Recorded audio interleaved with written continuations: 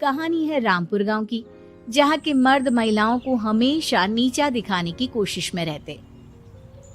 अरे अभी तक खाना नहीं आया, क्या मुझे एक और शादी करने की जरूरत है?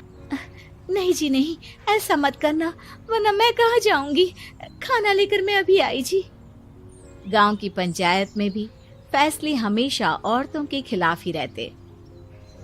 मैं जो फैसला सुनाता हूँ वो भगवान की आज्ञा होती है।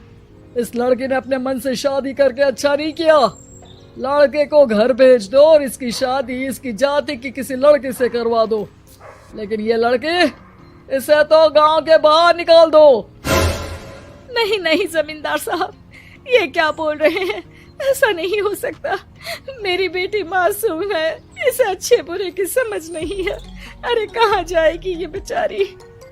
कहाँ जाएगी? इतनी चिंता है तो पूरे परिवार का गांव निकाला कर देते हैं। बेचारे पूरे बसे बसाए परिवार को गांव छोड़ना पड़ता है। चाहे जो हो, अगर बेटियों को कंट्रोल नहीं कर सकते तो गांव में रहने का कोई मतलब नहीं है। यहाँ औरतों को दब कर रहना होगा। कोई भी अपने हिसाब से कुछ नहीं कर सकता, सब ईश्वर की मर्जी से ही होगा। तभी गांव का एक आदमी दौड़ा दौड़ा आता है।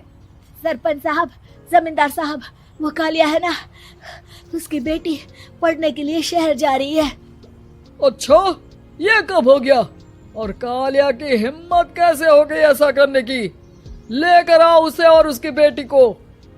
बस फिर क्या था, हाजिर हो जाते हैं कालिया और उसकी बेटी सरपंच के सामने।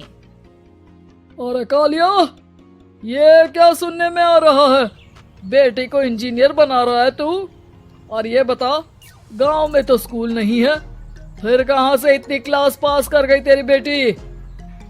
राधा, जो कि कालिया की बेटी है, उसे लगता है कि सरपंच उसकी तारीफ कर रहे हैं। सरपंच जी, मैंने ऑनलाइन पढ़ाई की है, डिस्टेंस लर्निंग से। सभी में मैंने अच्छे नंबर पाए हैं, जिसे देखते हुए शहर की इंजीनियरिंग कॉलेज में मुझे स्कॉलरशिप मिली है। वाह जी वाह, क्या होती है ये? पहले तो ये बताओ, फिर आगे की बात करते हैं। पूरा गांव राधा की बात सुन रहा था और राधा बोलती जा रही थी। तो ऐसे मैं फ्री में एक अच्छी शिक्षा लेकर गांव में जो कुछ परेशानियां हैं, जैसे बिजली, पानी और इंटरनेट जैसी समस्याओं के लिए काम करूंगी। मैं गांव को शहर से जोड़ने के लिए पुल का निर्माण करवाने का प्रस्ताव रखूंगी। मुझे पूरी उम्मीद है कि जल्द ही हमारा गांव भी तरक्की की राह पर चल पड़ेगा। राधा की बात सुनकर सारे गांव वाले ताली बजाने लगते हैं। सरपंच को समझ नहीं आता कि वो क्या करे।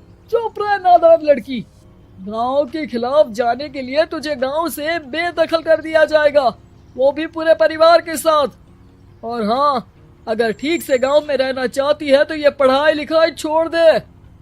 हम तेरे लिए गांव का कोई होनहार लड़का देखेंगे। तभी गांव का एक आदमी बोल पड़ता है।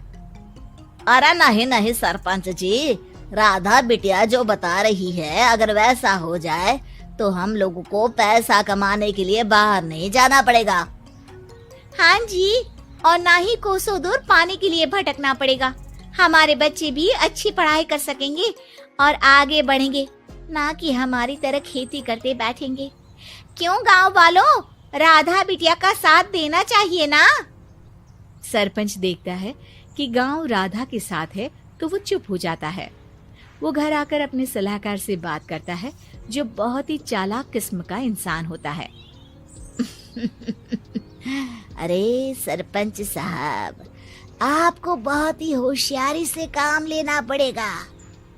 एक बार गांव तरक्की कर गया, यहाँ के बालक पढ़ लिए तो कोई ना पूछेगा आपको। और फिर ये जो बेटा और बेटी है ना आपके, इनको भी आम लोगों की तरह ही जीवन जीना होगा। हाँ, लेकिन करे तो क्या करे? वो ना आप मुझ पर छोड़ दीजिए, बस मैं जैसा बोलूं करते जाइए।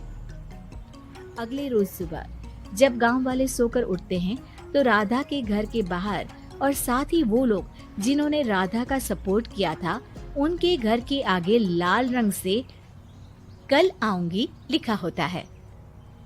कल आऊंगी, यह क्या होता है? अरे यह तो खून से लिखा है, लगता है कोई भूत प्रेत या चुड़ैल का साया है। चलो सरपंच जी के पास चलते हैं। सभी सरपंच के पास जाकर उसे सारी बात बताते हैं। अरे ये तो बड़ी मुश्किल की बात है। चलो मैं एक बाबा को जानता हूँ, उन्हें बुला लेता हूँ। सरपंच बाबा को लेकर गांव के घर के बाहर जाता है। ओहो, तो ये वो चुड़ैल है जो उन लोगों को निशाना बनाते हैं जो गांव को बदलने का सपना देखते हैं।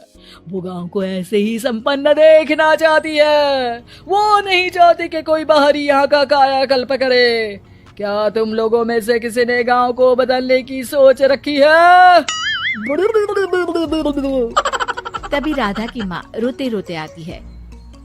मेरी राधा घर से गायब हो गई है।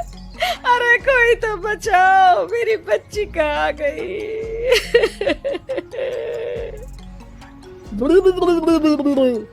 ले गई वो चुड़ैल, तेरी बच्ची को ले गई। अब वो उसे श्रापित करके छोड़ेगी, उस पर चुड़ैल का साया हो जाएगा।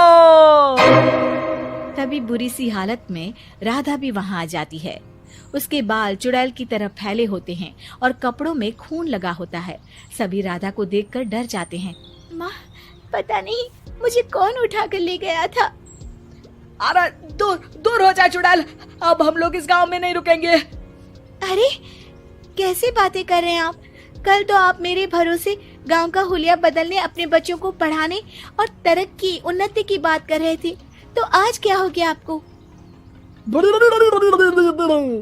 ये फिर तुम लोगों को बहकाएगी। ये चुड़ैल गांव में आ चुकी है, ऐसे ही ये तुम्हारे घर के बच्चों को भी ले जाएगी। गांव वाले राधा को गांव से बाहर निकाल देते हैं। उसके माँ बाप रोते रहते हैं, लेकिन गांव वाले नहीं मानते। मैं भी अपनी बहन के साथ गांव के बाहर रहूंगा, लेकिन वो पढ़ाई नहीं छोड़ेगी। वहीं सरपंच के घर पर सलाहकार कहता है। देखा, सांप भी मर गया और लाठी भी नहीं टूटी। लेकिन अगले ही दिन सरपंच के घर के बाहर भी वही शब्द लिखे होते हैं। और फिर सरपंच की बीवी कहती है, हमारी बेटी को किसी ने अगवा कर लिया है। तभी राधा का भाई वहां आ जाता है। अरे गांव वालों, मैंने सरपंच जी की बेटी को देखा था। वो चुड़ैल उसे उठाकर ले जा रही थी।